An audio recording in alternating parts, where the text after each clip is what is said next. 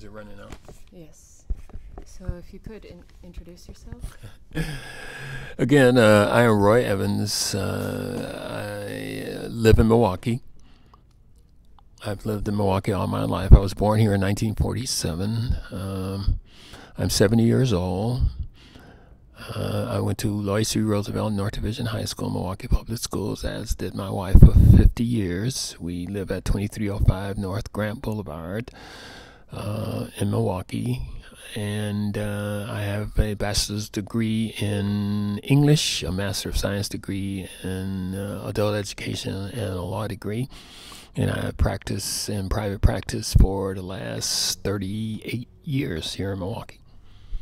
So good afternoon, Mr. Evans. This is Chelsea Waite with the 2017 Buildings, Landscapes, Cultures Field School, and operating the sound today is Tesha Zeitlo. We're doing this as part of our field school oral history project that will be housed in the UWM Golda Meir Library Archives. We want to thank you for your time and make sure we have your consent to interview you today. Well, I appreciate your interviewing me, and you definitely have my consent to proceed. Thank you so much. So if you could, I think I'll start with just a couple of subjects. Let's see. Could you talk about policy and how policy... Well, I'll back up a little bit. I'm a student of cultural landscapes, but also critical race theory. And I focus on how place and race gets reinforced and maybe extended through embedded racism, such that we kind of become layered in racism without knowing it, and it changes where we go, how we behave in the world. We know it, we just don't recognize it, and we benefit from it. And as far as this country is concerned, because I've done extensive research in African American, that's one of knowing who I am, what I am, why I am, all those kind of things have always been important to me. Coming up during the 60s, during the Black Power movement and the cultural movement, I was influenced by, people like Derek Bell when I was in high school, and many of the other writers to find out who I was. So I did a lot of research in African American history, especially in this country. My folks are from Mississippi. I had relatives who were servants of the land, so to speak. I don't want to say slaves, because they had skills that those who owned them did not have. And I've done extensive reading, and I travel to South Carolina every year to Charleston and Savannah and Hilton Head in that area to study African and African American culture, just to understand the basis of why things exist today, and it's based on race. We were segregated then. We were stereotyped then. We were abused then. We were property then. Policy was developed then. We were a lot of negative things. That's why studying the beginning and tracing it on up to today, like I had mentioned before, you can see the overlay. A lot of times people like to start where they're at. I'm saying you can't do that. Just like I said, were you here before the freeway or after the freeway in Milwaukee? If you were here before the freeway, you know that Milwaukee was a strong, thriving, vibrant, politically correct, economically stable African American community. After the disturbances and the demand for equality, and they put the freeway through, the African American community was all torn up, and all of that vibrancy and all of that was just destroyed. And so after the freeway, you see what you see today, which is a fractured community with not a lot of power, always being marginalized, because again, if you don't have power and the ability and the connection, and you're always fighting against those things that misinterpret you, it becomes what they call the struggle. So yeah, it's a struggle. Could you talk about your visit south both as a young man, young child, and some of the things that impacted you? Well, my father, after the war, World War II, he was in the Navy, and he came up in the South, fourth grade education. When he came up from the South right after the war, he married my mother, and we lived in and I was born a year after they got married. We lived in a trailer camp by the Carver Park swimming pool for black veterans. At that time, segregation was so thick that veterans could not choose their own homes. You couldn't get mortgages. Redlining was in certain areas you couldn't go, and we had to wait until a house opened up before we could move out of that trailer camp. And the house did open up in the heart of Bronzeville on 13th and Vine. And Bronzeville was the neighborhood where African Americans, the churches, the social, everything black, because it was so segregated. So during that time, it was really, really vibrant. They encouraged kids to go to school. There was very little crime. You didn't see trash on the ground. I mean, all those social mores that provided, you spoke to each other. You knew the teachers because they lived in the community. And even the white community treated you differently because they knew you had power and some they knew you were somebody. But that was, threatening to some people. And, having had an opportunity to go to college and go away, I watched as the community was downcasted. I mean, in policies in different ways, because for a long time, Milwaukee was a welfare magnet. And after manufacturing started to leave, because a lot of blacks came here for the manufacturing, the tanneries and the steel companies and the like, and the jobs were good, A.O. Smith and Alice Chalmer and those kind of things. So jobs were plentiful. You can get a job real easy. But after manufacturing started to decline, and the freeway came in and tore up the neighborhoods, what happened was poverty, because there were a lot of poverty agencies and they got the federal funding to maintain poverty instead of eradicate it. But there were a lot of, the benefits were higher. Black females were coming in with children who were not connected to the neighborhood, going to schools that they had no historical knowledge or connection with. A lot of problems and disruptions because of that discombobulation. And then afterwards, a lot of the young men and some of the older kids formed gangs. And drugs became, because they couldn't get jobs, didn't have education, became the staple of their environment. And then neighborhoods became more self-segregated for the whole idea of protection and territory and turf and those types of things.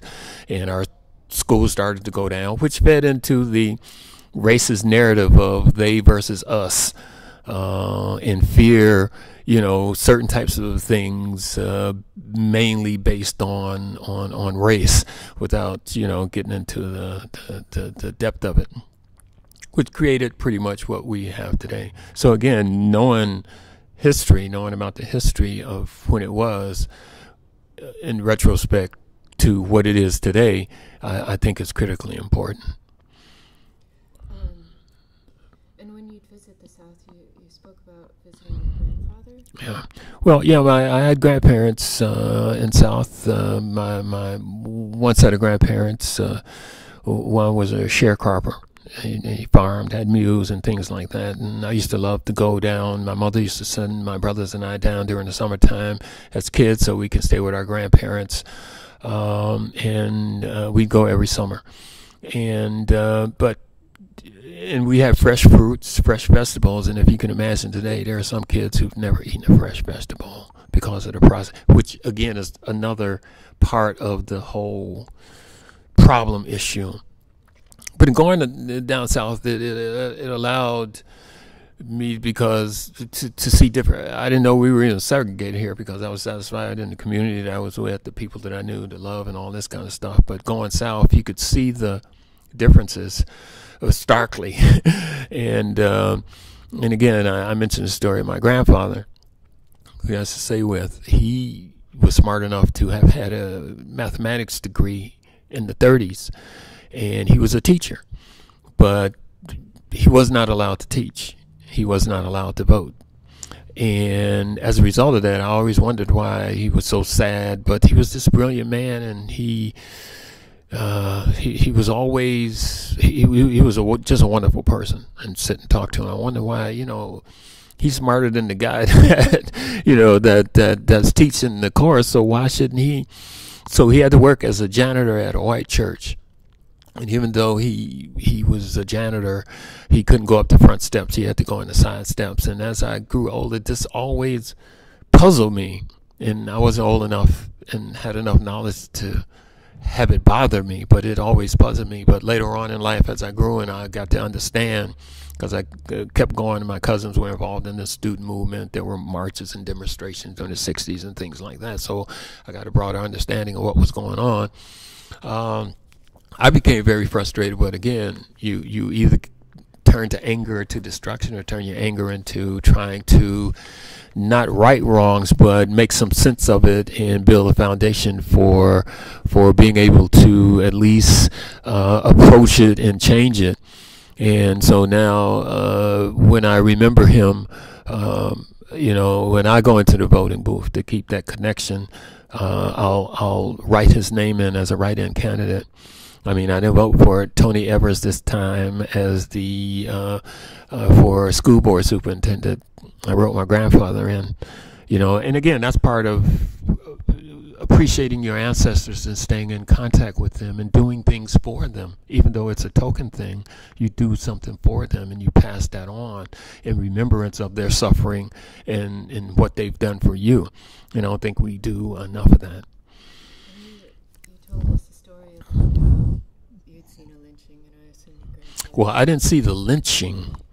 I saw the body hanging in a tree. It was in a burlap bag. I was about 11 or 12, and I think it was in Yazoo City, Mississippi. My cousins were in the student movements down there, the marches and demonstrations, and they were the militants and things like that. So, growing up, but my grandmother would always show me that picture of Emmett Till, to remind me of, you can't just go buck wild, but again, my cousins, I watched them, and they wanted to show me something, and we went.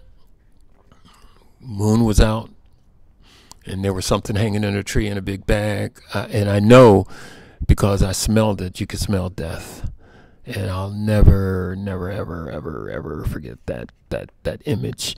And then later on, again thinking of and here is a person who was treated this way because he wanted freedom, and I thought that this is what this country was all about, and why shouldn't everybody fairly want freedom and be treated that way? And it was always puzzling to me, but I was again able to, when I went to school in '65, be in an environment where I could learn and gradually get a intellectual understanding of what these things meant. And that's along with my grandfather and my father, who worked 35 years without missing a day at a factory to help me be somebody. Those are the kind of things that motivated me to go to college and go to school and to learn, and it gave me an opportunity to give back. So I appreciate that. Could you talk about? You talked earlier about the tiredness of racism, how it makes you tired, but you also have done so much in your life. I mean, well, knowing the history, I mean, if this is why I go south. I mean, and when I go to South Carolina, I go to the graveyards. That church where those 9 people were killed. Go there every summer. So I could I could understand, because people were having problems with the fact that the day after this happened, one of the parishioners came out and says, "We forgive him. We forgive him." But if you go and understand the history of what slaves endured going back to the beginning of that church, and the conditions in your correlation with your belief in your Bible and your religion, you could understand the basis of that statement. Although it was a very difficult thing for people to grasp, I could understand it, because understanding the history of where they came from, to forgive in that circumstance, because when they say when they nailed Jesus on the cross, he said, "Forgive them, for they know not what they do." And that's the highest. And a lot of times we can't correlate our ability to respond to our religious, beliefs and supposed to be convictions, and this is when you really get tested. How do you test your religion? I'm going to test your religion to see if your moral underpinnings are those that will allow you to do or say the right thing. So yeah, you get tired. I mean, being black, yeah, I get tired. But again, I'm motivated by those things because I know that people endured a lot more than I endured, had a lot less opportunity than I had, and have. But you get tired. You get tired of the constant chipping, not only of me. I had a young man who, and I'm always trying to mentor kids, encourage them. I had a young man, a friend of mine, who made some golf clubs for me. His son was killed in a store. He was choked by 3 guys on the south side, Stingley. I knew him. He made an error, but there was no reason for them to kill him, and they weren't prosecuted. Which was, but to make a long story short, that hurt me to my heart, because here was a young man that I knew who was interested in going to law school, and I said, "Man, I'm going to help you become a lawyer because that's what you want to do. I have the hookups and connections. I work with the law school. I serve on law school boards, and I serve and I served on the committees and things like that. And I'm going to mentor you so I could pass somebody that's taken away from me." And that hurts, to see people that evicted, to see people that when I used to could not, when I would go to court on Mondays sometimes after the weekend, they used to round you up on the weekend for warrants and stop you and put you in jail, and you had to stay there. And if you had a warrant in the municipal court and the circuit court, when they would transport you, they would chain the prisoners together and transport them from one place to the other. And I would see people that I knew. It hurt. It hurt. I mean, but this is something that then I had visions in Slaves in Chains, so I did the overlay to see, and it's no different. You look at the policies and you see where it, so even emotionally, I said, man, I'm not going to go on Mondays. I'm going to schedule around Mondays, because when they transfer them, it's so there's a lot of pain just in being black and knowing your history, not using it as an excuse though. But there's a lot of pain that even as a 70-year-old African American with 3 degrees, I still have to answer to somebody that don't know nothing, because all he sees is the fact that I'm a black man, not that I have any value. It's just like slaves. They were enslaved. When they brought people to this country, they chose people who knew ironwork, who knew husbandry, who knew how to take care of the land, who knew brickwork, who knew all of the crafts who knew all of that. So these people were brought here so they weren't slaves. These were people but they were put into a system that was reinforced, that's still reinforced today through the police, because the police were slave catchers and that whole, so when you start connecting the dots, you see a much different picture.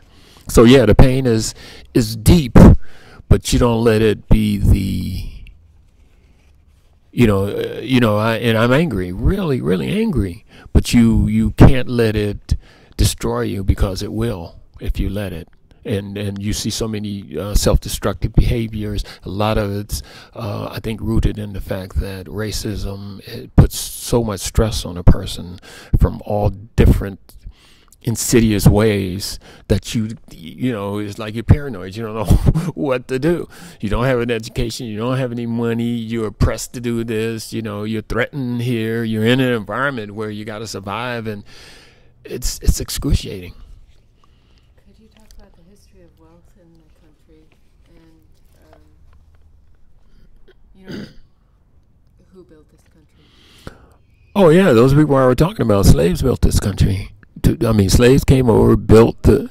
If you go south again, like I look at the architecture and all of the slaves built it because they had the knowledge of woodworking, they had the knowledge of ironwork, they had the knowledge of bricklaying. They could cook. They knew how to grow the crops. I mean, because they were of the earth, you know. I mean, so they didn't go recruit drug addicts to bring over here. You know, they brought labor value. And many people died because of the conditions, but they knew what they were doing to do that. And just think, if you had 100 slaves in a system to keep them in slaves, and you were making all of the money, you know, all of the money, and it made these guys rich and powerful. And then what's so insidious, being a lawyer, it's passed on. I mean, look at all this. Why should anybody have $10 billion? I mean, this is free society and everything like that, but 10 billion with all the poverty going on, and where is the fairness in that? You know, you don't want to be equal. You can't be equal, but where is the fairness in all of that? And why do you need all of that? You know, but it came about. It's just like our president, you know, he's not that smart. He didn't do anything. He inherited that from his father, based on real estate, the ownership of land, the ownership of property, in which people were property. And if you could buy some land and have your property, farm your land, you could make all the money.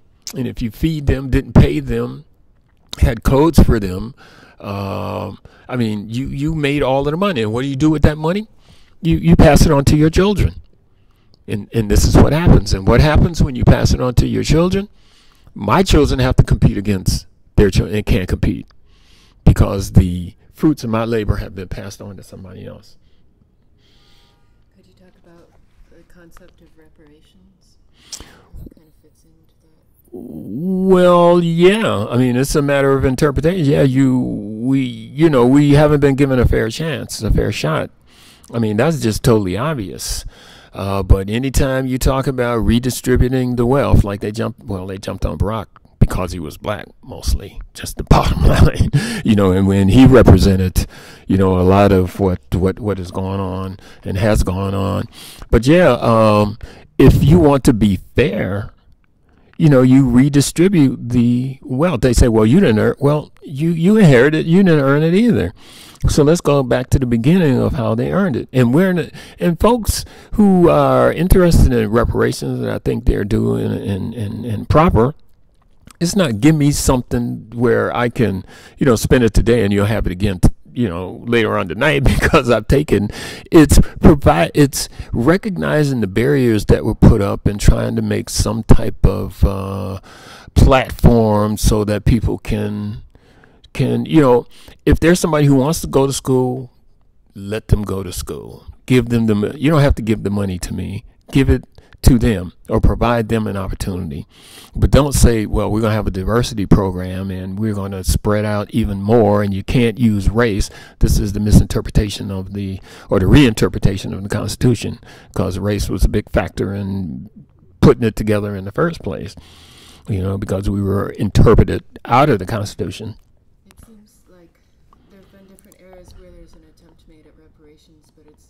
Quickly undone or quickly its power is just people know. I mean, nobody wants to give up the power. Nobody wants to give up their privilege and their lifestyles and see what happens. The first thing in anything, like in South Africa, you have to have reconciliation. People don't want to reconcile. I didn't do it. It was my great grandfather had slaves. I didn't have slaves, you know. But you're reaping the benefit of your great grandfather. I mean, and we're not blaming you, and you shouldn't feel guilty, but shouldn't there be some type of mechanism? I mean, this is what's so absurd about the healthcare bill now. They want to untax the rich and burden the middle class, which is total slave owner mentality. That's the mentality that put this thing in order, and this is how the rich became rich, and this is how they want to stay rich. And you have to have poor in order to stay rich. It sounds like you're saying reconciliation is essential to reparations. Oh yeah. How can you reconcile, and how can you give reparations without saying, well, okay, there's some, like when you go into a courtroom, if you're not going to admit some guilt, okay, I did it. I didn't mean to do it. I'm sorry, ma'am, that, I did that. I was hungry and I needed to do it and I wasn't thinking, but if you say, well, hey, I mean, it's too bad. I did it and I don't care about, there's no, you got to reconcile first. Once you reconcile, then you can get the proper just or dues, and you maybe even benefit from it. Okay, since you would treat me like a human being, when you get out, I got a job for you. You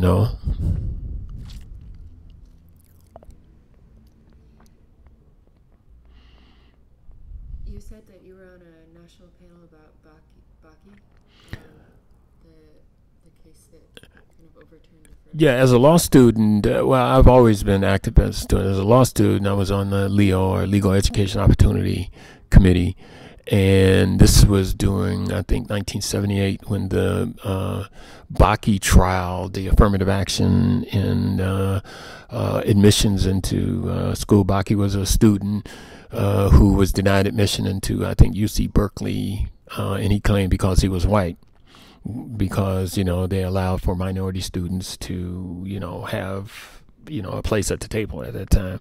So during that time, when the decision came out that race could be a factor in consideration, there was a national panel put together. I think Arthur Schlesinger was the major person, but there was somebody from Washington at our school, at the law school one day, and he heard me speaking to a group, and he said, well, look, would you mind being on this panel? So I was on this prestigious panel, which, in D.C. at the United Nations, to talk about the post-Bakke strategies. What do we do now that we've got this? But as part of my listening and, staying tuned and over the pier, I saw how it was reinterpreted, misinterpreted, eroded to not really have the impact that it was supposed to have, challenged, in all different kind of ways, to misinterpret it, reinterpret it, to have what we have today. Of course, it's a matter of interpretation. If you ask me, like I was talking to a district attorney. We had a case. I'm saying, man, you're interpreted one way. I'm interpreted the other way. It's the same coin. It's just two sides of the coin. You know what I'm saying? You can't spend half the coin. You need to see the other side, and so you can know that if it only got one side, is it only worth half a cent? You can't spend a half a cent, so you need to know both sides. So, you can, again, being an English major and words being important, I saw how, cases were broad and words were used to identify and mischaracterize, and they were put in place as legal terminology that gave definition to certain. I'm saying, man, that's a misinterpretation of what the original intent was, and now we're stuck with a broad-based definition that's going to dissipate what it was supposed to do.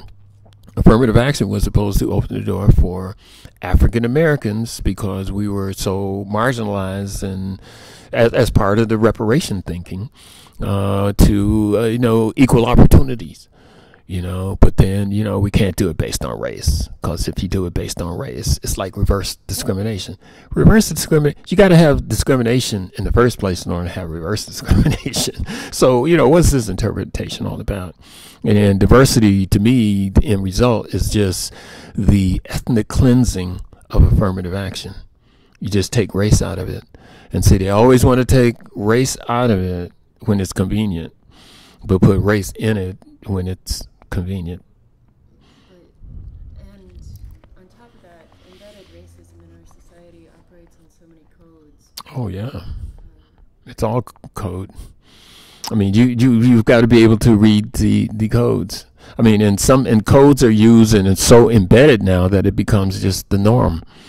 And I'm saying, you don't even know what that means or where that came from or what the implication is, or you're using that term and you don't understand how I'm receiving that term. And codes are good, to a certain degree, but when codes, again, we had the slave codes.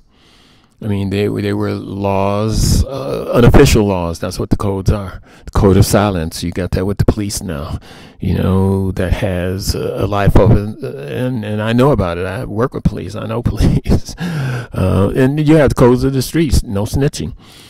Because of certain, codes, they're survival. You need codes to survive. Again, slaves had to have codes to communicate, because if you, it's just like in South Carolina. I was telling you about the church where the 9 were killed, and having studied there, the African, that church had been burned down once before by white people. It used to be a church because the whites would allow Africans to have at least their religion, okay, but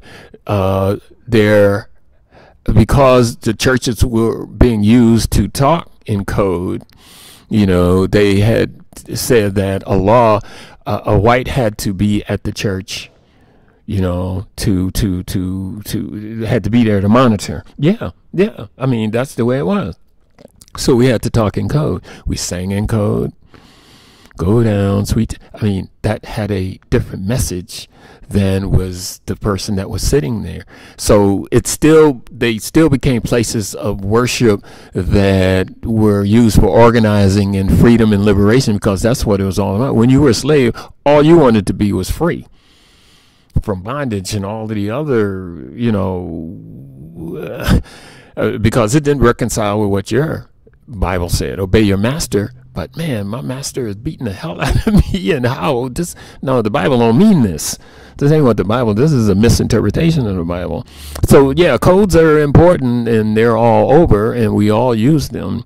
And some of them are embedded in policy that now, becomes law, that now, has different meanings than, it started out having. It seems like in Milwaukee we have a lot of codes that overlap with places, and it's just where we go in the city,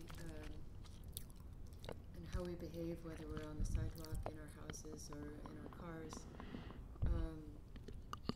It's called the boogeyman syndrome. If you have a boogeyman, then you're able to stoke fears in people. So you create, that again, you're going back to the slavery area. Black men were boogeymen.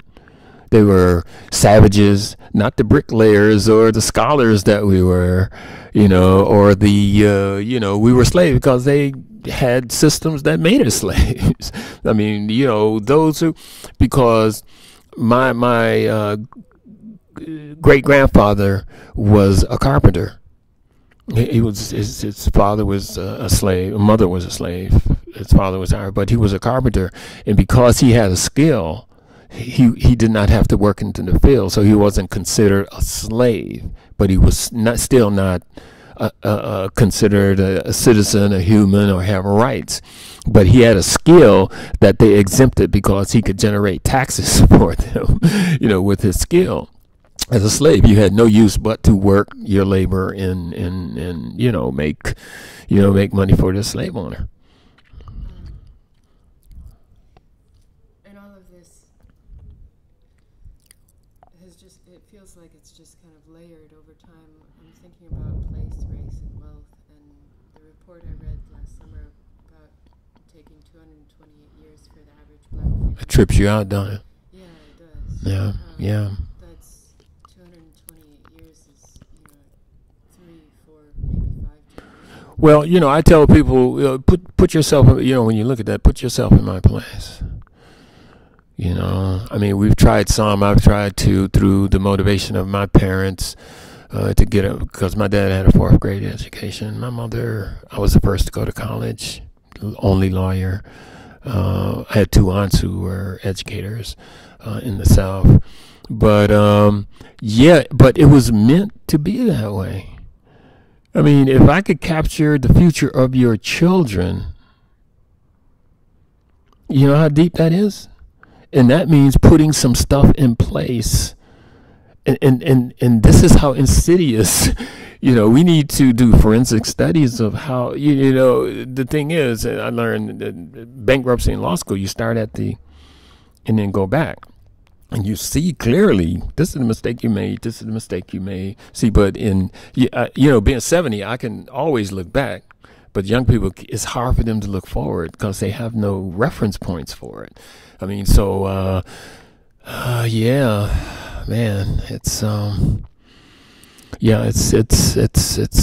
really difficult, very difficult. I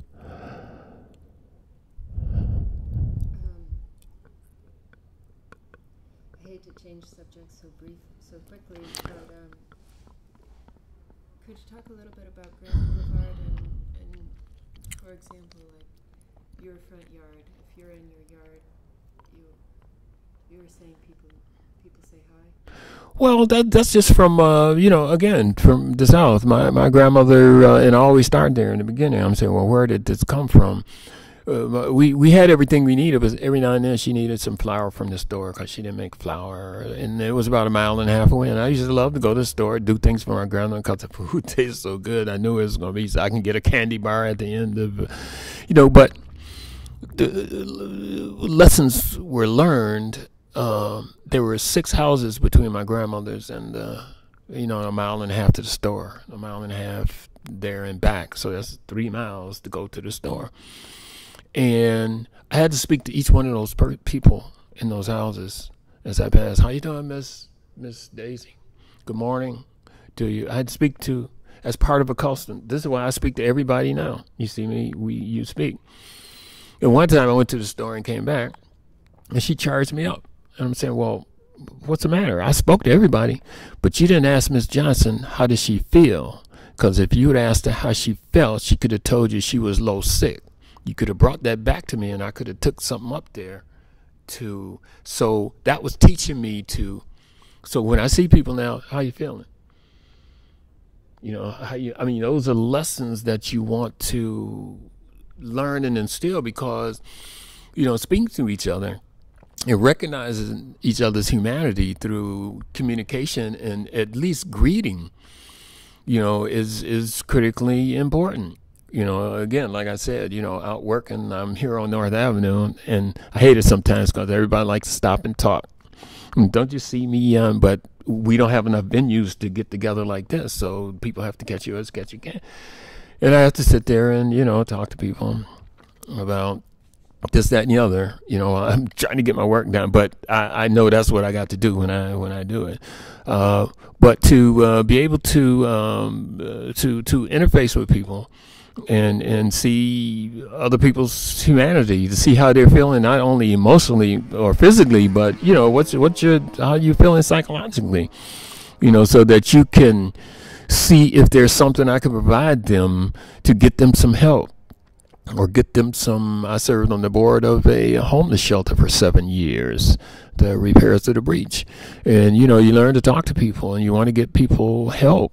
I mean, I can't help you, but I want to see if there's somewhere I could get you somewhere to fill a void to help you, overcome. And sometimes we can do it. Like I was telling you, Elena from Russia, you can fill a void that nobody is looking at if you look at it from a different angle, and then boom, it means a whole different, You got a Fulbright scholarship. I said, I can't even get one of them. But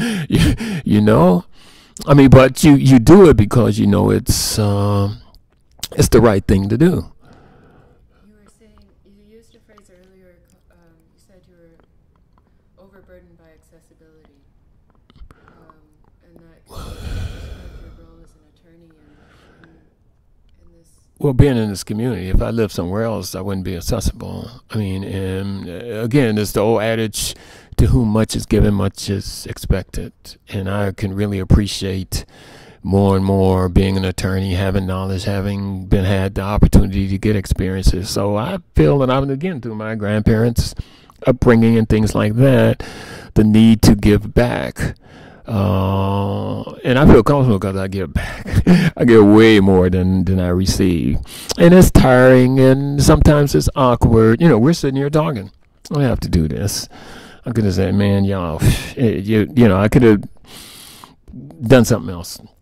No, but I think these things are, if it's important to you and important enough to archive, and, you know, if it does, maybe it don't. Maybe you erase this and, you know, say, hey, that's just another waste of time. So if you can find something out of it to benefit somebody else, like I've benefited from, you know, other people's, you know, Derek Bell, you know, I've read a couple of his books and talked to him, just knowing him.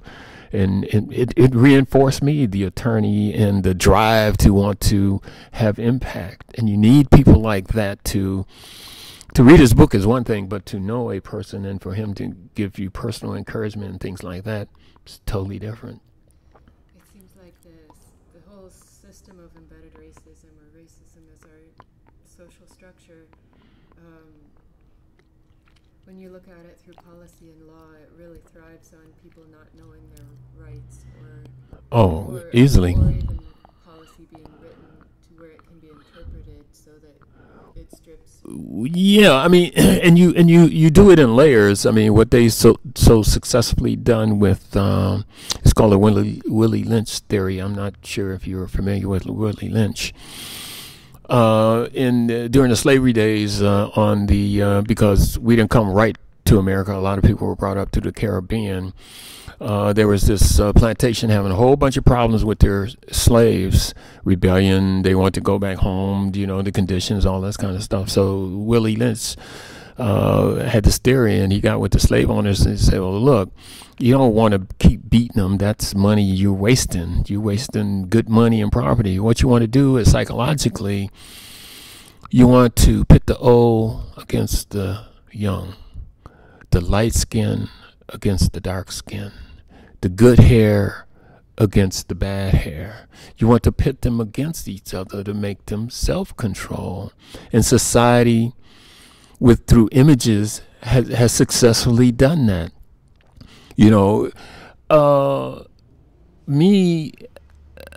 you know, people think I'm rich being an attorney, but I'm just as poor as anybody else living in this community.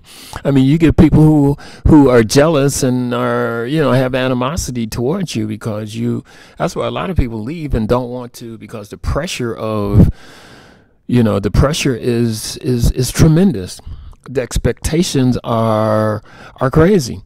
Even in the church that I belong to, you know, to get people to, I have a Jewish friend who, in his synagogue, he does all the business for the business people of his synagogue. This is how he makes his money, so he can give back to his church, and he can, you know, pay his dues, and he can do this.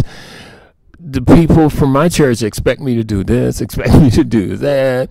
You know, they're not providing me with the financial basis to do these things. So it becomes the expectation and the requirement is burdensome.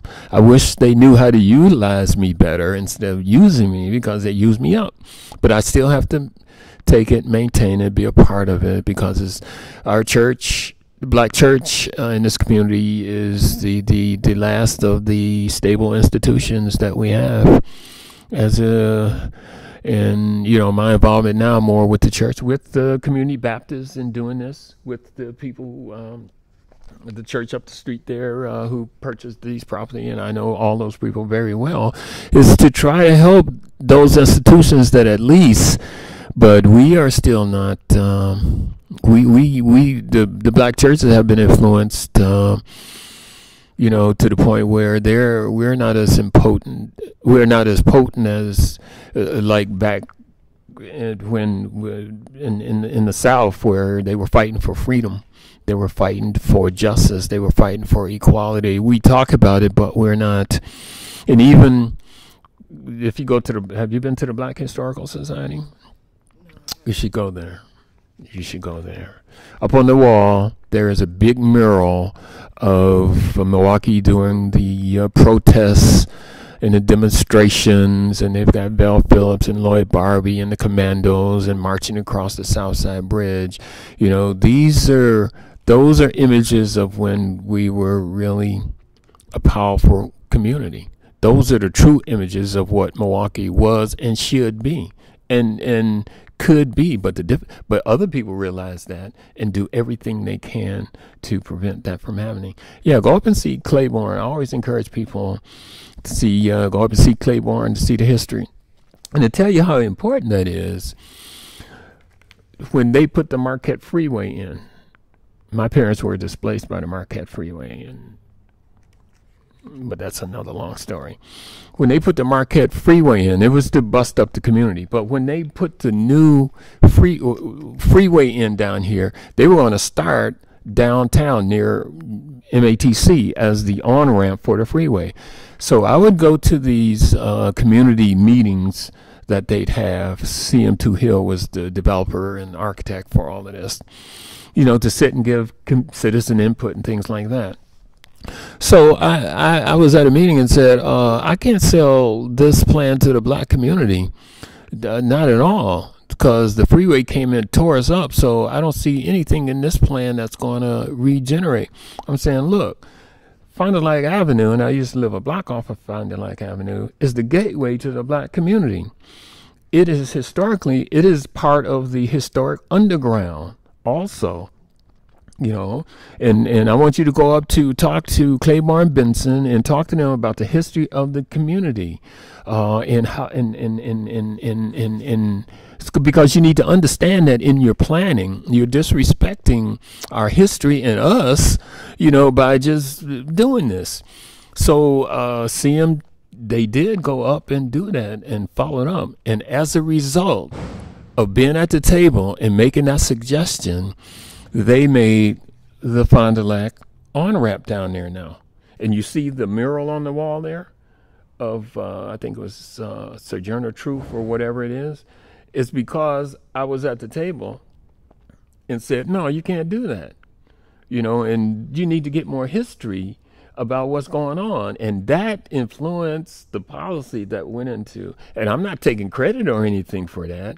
But again, just like, you know, sending drugs to Elena in Russia, you got to be there and say, wait a minute, this is my point of view, and I challenge you.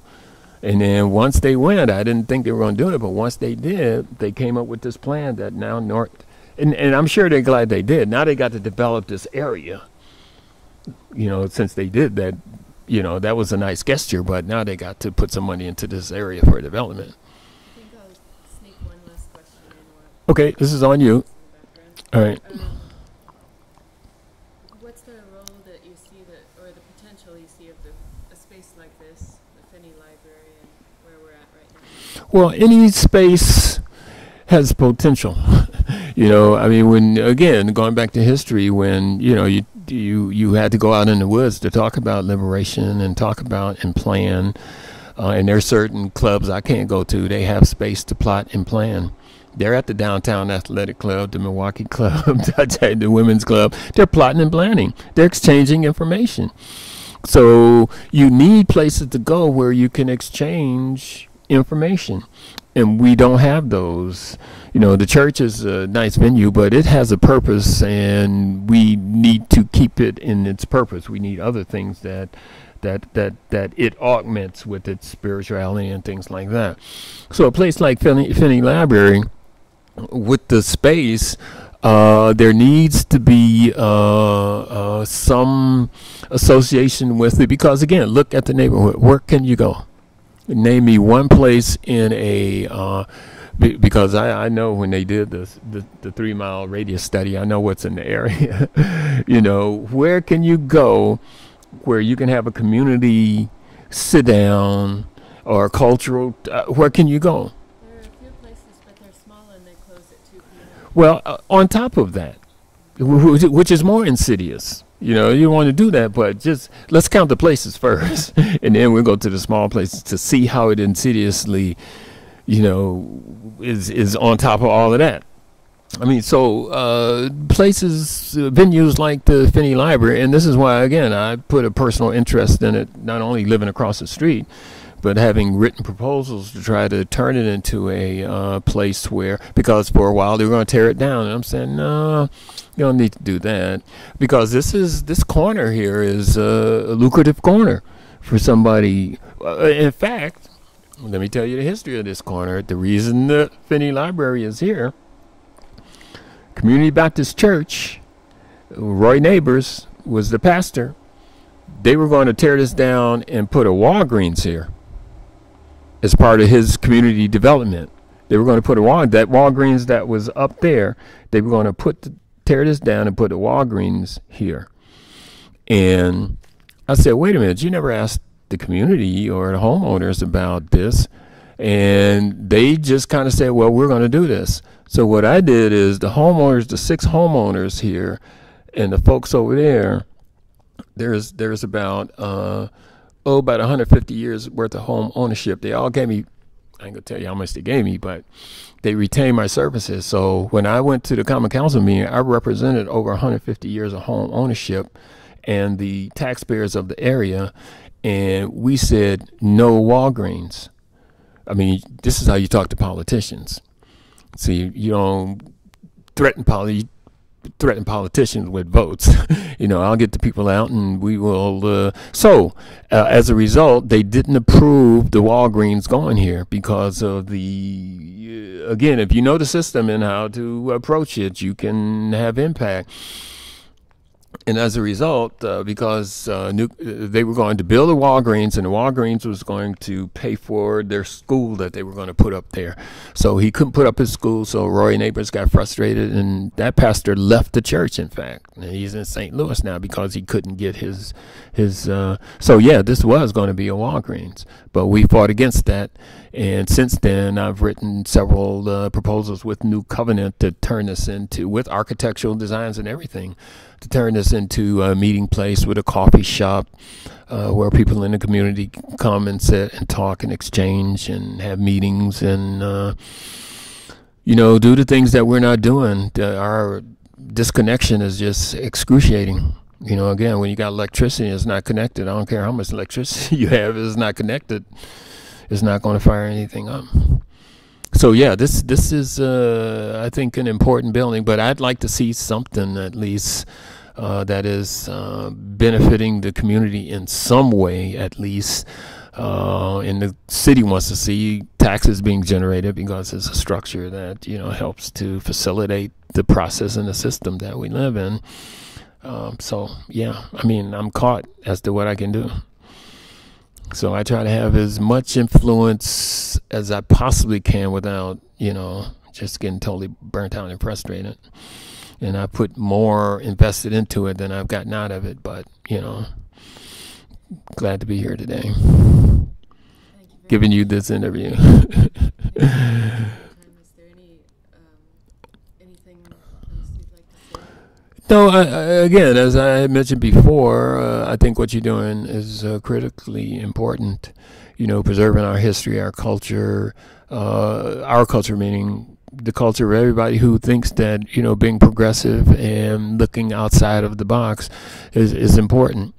I'm writing a book now called All the Things My Grandmother Tried to Tell Me, but I wasn't listening, about her and the things she used to tell me and the influences of other people. My English teacher who encouraged me to go to college because I could write and I couldn't write, but he gave me the encouragement to at least do that, and I found out I had to work hard and things like that. So our history is important, and if we don't go back to our history more, we are bound to be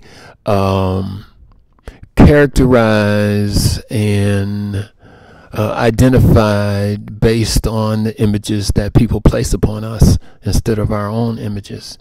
When I go to South Carolina and they say slaves, but I see the work that they did, slaves couldn't do that. So that's a misinterpretation and abuse of language because craftsmen did that. The slave masters couldn't do it. I mean, so they had to devise systems, and again, based on race. And not only, black and white, the Arab trade, was a big part of this. Because if you go back in African history, Africans would not allow the Arabs to their territory. So what happened was Arabs set up trading posts along the borders and traded, just like they have the stores now. This is how they got the influence in the different tribes. Well, here we'll give you some guns and some alcohol. That tribe over there said, your ancestors are beasts. What? I mean, which created a lot of the wars, which helped create the slave trade. So folks are not innocent. Plus, I mean, I'm supposed to be wrapping this up. Plus, if you look at, because having access to city records, I know who owns all the property in the city of Milwaukee. I know their address, where they live. I have access to that. And if you look at all the Class B licenses in the city, when you're talking about economics and poverty and black folks, and I'll give you a prime example. The store owner over here lives in Brookfield. He got the store saying that he wasn't going to sell blunts. He was going to hire black folks and have fruits and vegetables. None of that. He sells blunts, I know, because I got couple bags full in my garage that I will surprise him with at the next meeting of, his license when this complaint get filed for him to reconcile, because they just get away. If you don't call them on it, they will get away with it. I can't go out, and what he does is attract a lot of garbage. Now, I live there. I have to live. I have to pick it up every day. But his store attracts the garbage. He gets to go to Brookfield at night. I can't go out there and throw anything on the ground. His kids don't have to go. He's benefiting from selling garbage. Really, there's no nutrition going into the bad habits that we have established as a culture. They feed right into that. I mean, you can't blame anybody for making money, but just the whole thing about you can't come in, take the money, and then use your business to make me look like a bum, and then go home, and to the suburbs, and then talk about us like dogs. It's racialized extraction, but it's the same thing. They've adopted it. I mean, but again, study the history and you'll see the history overlay. Well, it's also that white privilege doesn't necessarily mean white people. White privilege can be anti-black. It don't matter. They hated Barack Obama because he was black. It flew in the face of all of the things they've ever said. They're trying to dismantle everything he's ever done. Now, see, back in Egypt, because I was with a group called the Association for the Study of Classical African Civilization. I went to Egypt every year to study back to the beginning of writing and history and things like that. I mean, so if you go back to the beginning and trace up, you can see real clear. Like I said, in retrospect, it's easy. But if we're starting from here going forward, you can't see anything. I mean, so yeah, there is a history of it, and if you don't know the history, the history will be used against you, and this is what's happening to us, in my opinion. Well, thank you very much. Okay, you're quite welcome. We really, really appreciate it. This has been Chelsea Waite and Tesha Zeitlow interviewing Mr. Evans. Thank you so much for your time. You're quite welcome. All right, is it running? Yes. No 3 tries. Yeah, I'm not going to touch it. Oh.